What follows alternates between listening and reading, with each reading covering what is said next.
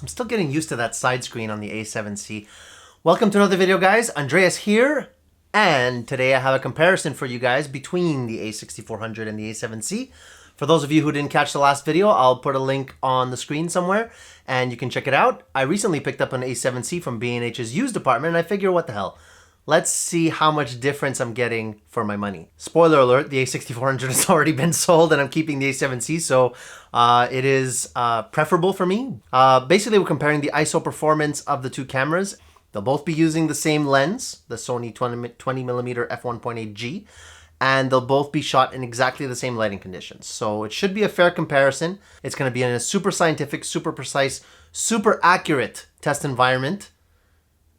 None of which is true. I looked at everything from ISO 100 all the way up to, I think, 32,000 or something like that. What I'll do is I'll show you each camera first individually at each respective ISO. Then we'll do a side-by-side comparison and then even a close-up so you guys can get a sense of how much noise each one generates. So for those of you who are debating whether or not to move from an a6400 to an a7c, or you should stay in APS-C with Sony, or even switch brands completely, hopefully this helps you out. So let's get to the first comparison.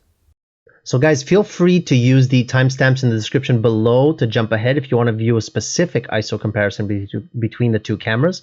But there are a couple of things that I wanted to point out as we move along here. Number one, both cameras are shot with picture profiles off and creative style of standard. So if you want to use these as a color rendition comparison between the two cameras, I think it would apply as well, given the fact that the scene is pretty colorful and you get a little bit of everything in there.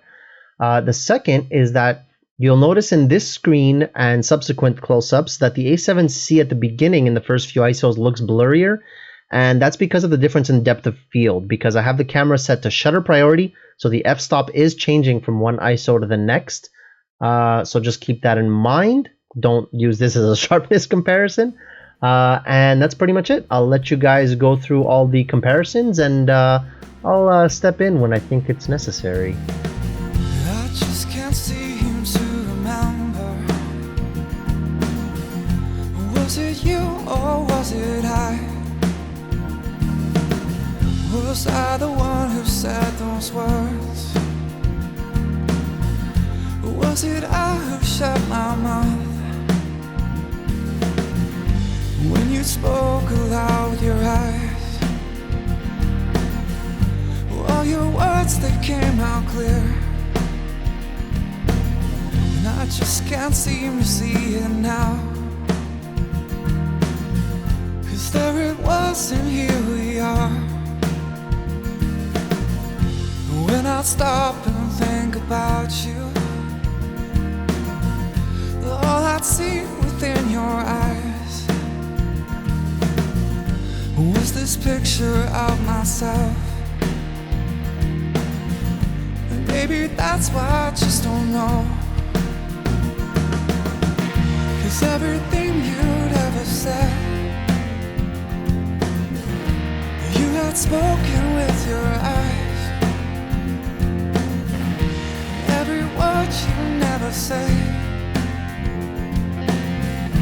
I had seen within your face.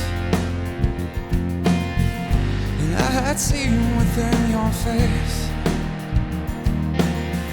And I had seen within your eyes.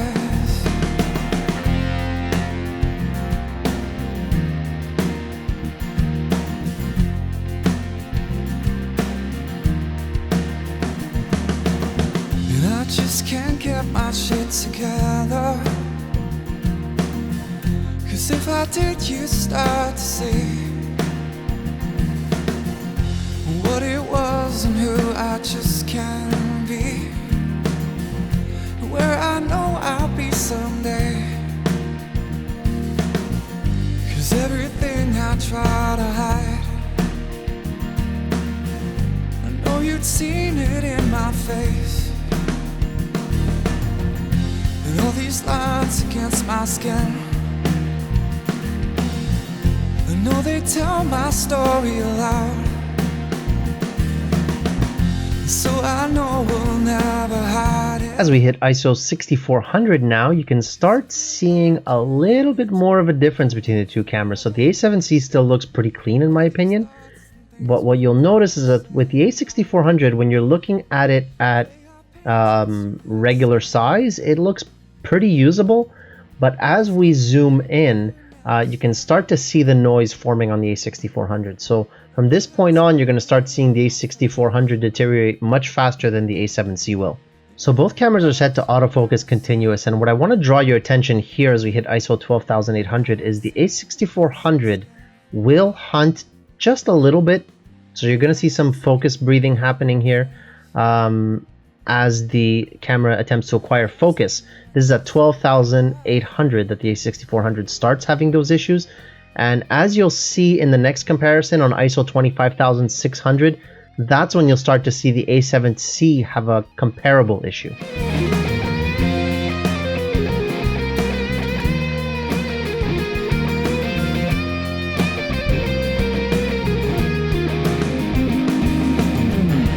Everything you'd ever said, you had spoken with your eyes. Every word you never said, I had seen against your face, and I had seen within your face, and I had seen within your eyes.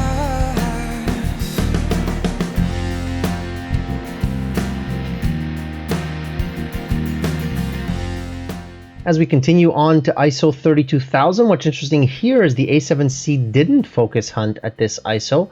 Now, it could have been just a fluke of the camera was already perfectly focused and it didn't hunt at all.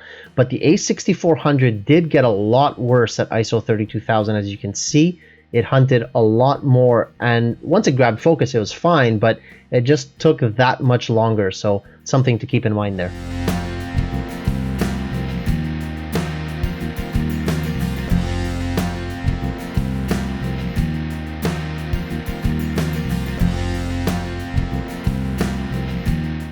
Now at this point I stopped going any higher with the a6400, but I still pushed the a7C to 51,200 here, just so we could see how much further the a7C could be pushed than the a6400, right? As you can see, the a6400 is the same image as before, but the a7C I find is still kind of usable at this ISO, which is insane if you think about it.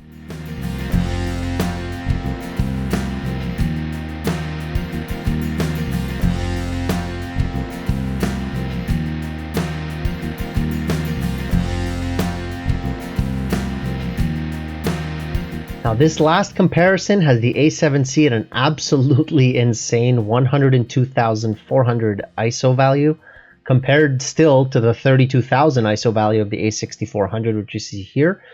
Both cameras obviously hunting on the autofocus side, but an interesting comparison nonetheless for me, because it really highlights the difference and how much better the a7C handles high ISO, and you can push it a significant amount further than you can the a6400. Now, in any case, I don't recommend that anybody use this high of an ISO in any situation, but if you absolutely need to and you have no choice, the a7C does a fairly decent job, even at this high of a number. That's it for the comparison shots, guys. What did you think? Let me know in the comments down below if you think the a7C is a worthwhile upgrade either at a brand new price or used price over the a6400 and by extension Sony APS-C to full frame. Personally, I like the a7C. I think it fits my needs perfectly, and the image quality is just enough for me to justify that upgrade from the a6400, and of course, getting a good deal always helps. But yeah, leave a comment down below and tell me what you guys think. If you want to see more videos like this, consider hitting that subscribe button and that like button if you got something out of this specific video. Future videos will include a detailed review of the a7C if you're interested in seeing that, a detailed review of the Sony 20mm f1.8G, and a couple of reviews of some Samyang lenses I picked up recently. So I might mix in a few tutorials here and there. I'm thinking about, what kind of content I want to have on this channel. So if you guys have any suggestions or comments or anything at all, let me know in the comments down below, and I'll see you guys in the next one. Take care. I just can't seem to remember. Was it you or was it I? Was I the one who said those words? Was it I who shut my mouth?